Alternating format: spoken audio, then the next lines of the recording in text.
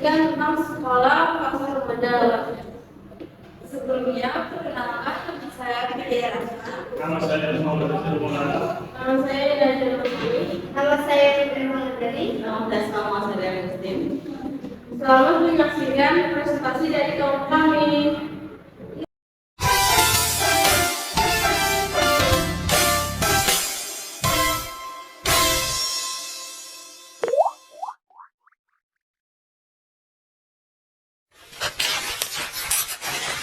Jadi, yang pertama yang akan kita bahas itu tentang pasar modal.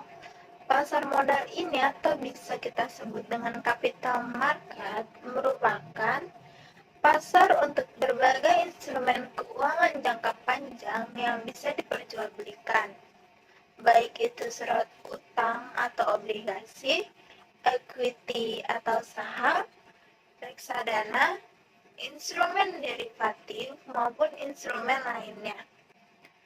Nah, pasar modal ini bisa juga menjadi sarana pendanaan bagi perusahaan maupun institusi lainnya, misalnya seperti pemerintah, atau sebagai sarana bagi kegiatan berinvestasi.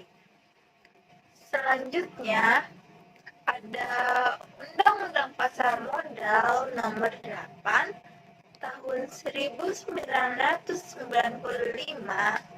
tentang pasar modal yang mendefinisikan pasar modal itu sebagai kegiatan yang bersangkutan dengan penawaran umum dan perdagangan efek, lalu juga perusahaan publik yang berkaitan dengan efek yang diterbitkannya, serta lembaga dan profesi yang berkaitan dengan efek.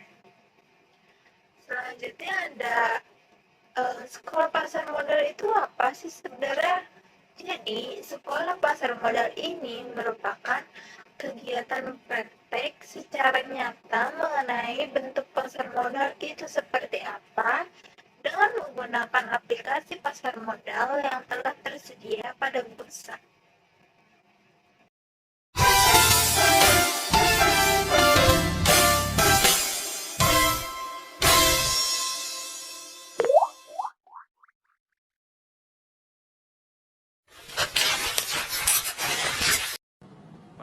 Pasar modal.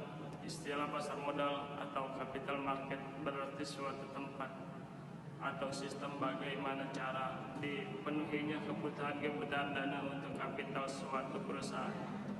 Pasar modal didefinisikan sebagai pasar untuk berbagai instrumen keuangan jangka panjang yang dapat diperjualbelikan, baik yang diterbitkan oleh pemerintah maupun perusahaan swasta.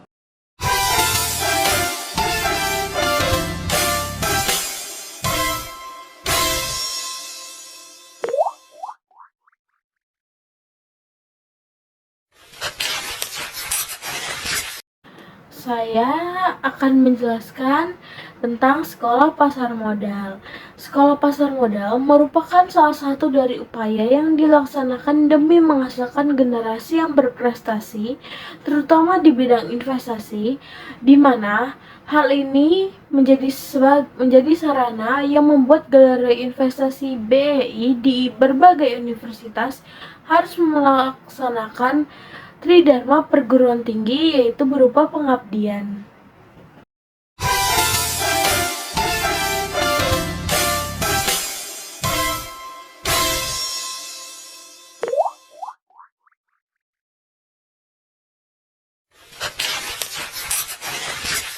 Nah, beralih ke materi selanjutnya, ada perilaku konsumen, di mana perilaku konsumen ini seringkali sifatnya sangat kompleks atau beragam. Hal ini dikarenakan banyaknya variabel-variabel yang berpengaruh dan seringkali sulit untuk diidentifikasinya. Nah, berikut ini merupakan ada beberapa faktor yang akan mempengaruhi perilaku konsumen. Yang pertama ada kebudayaan, yang kedua ada sosial, ketiga ada pribadi, dan yang terakhir ada psikologi.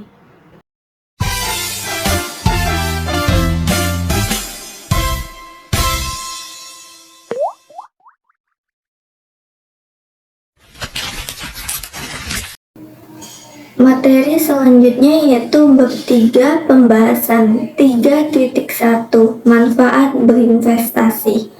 Manfaat investasi bisa seperti keuntungan finansial yang didapat dari hasil investasi seperti dividen dan juga capital gain. Bahkan manfaat investasi juga berupa non-finansial, yaitu seperti peningkatkan literasi keuangan dan juga pengalaman praktisi dalam melakukan pengolahan keuangan.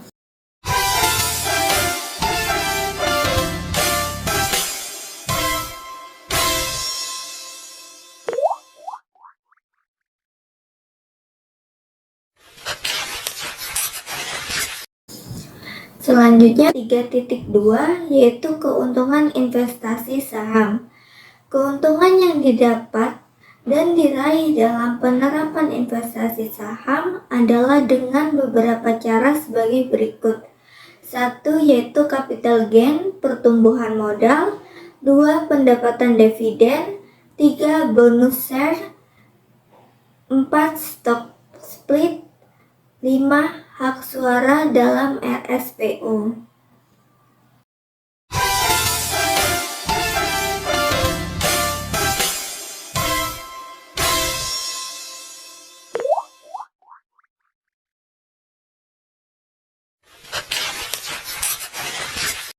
Resiko berinvestasi saham.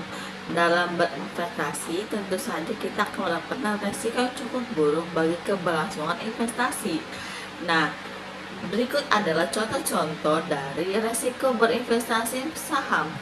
Pertama ada capital loss, kedua ada kebangkrutan, ketiga likuiditas saham, keempat ada fortune testing, kelima ada subvensi, keenam ada resiko pasar, ketujuh adalah resiko pasar unik.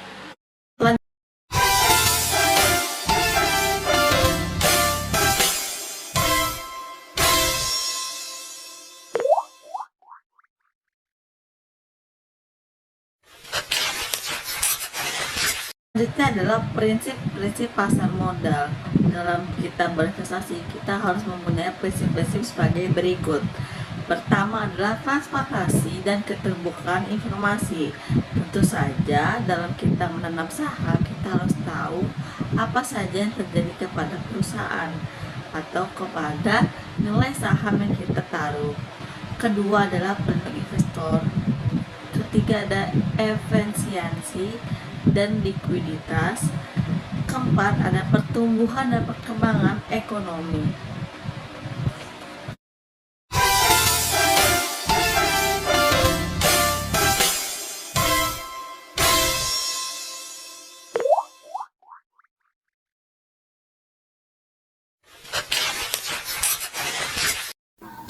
Kesimpulan dari materi ini yaitu pasar modal yang efisien adalah pasar yang hanya sekuritasnya mencerminkan semua informasi yang relevan. Pasar modal memegang peranan strategi dalam mendukung sumber pembiayaan jangka panjang bagi sektor usaha dan juga peluang investasi bagi masyarakat. Sekian presentasi dari kami. Apabila ada kesalahan, kami mohon maaf. Kami akhiri. Wassalamualaikum.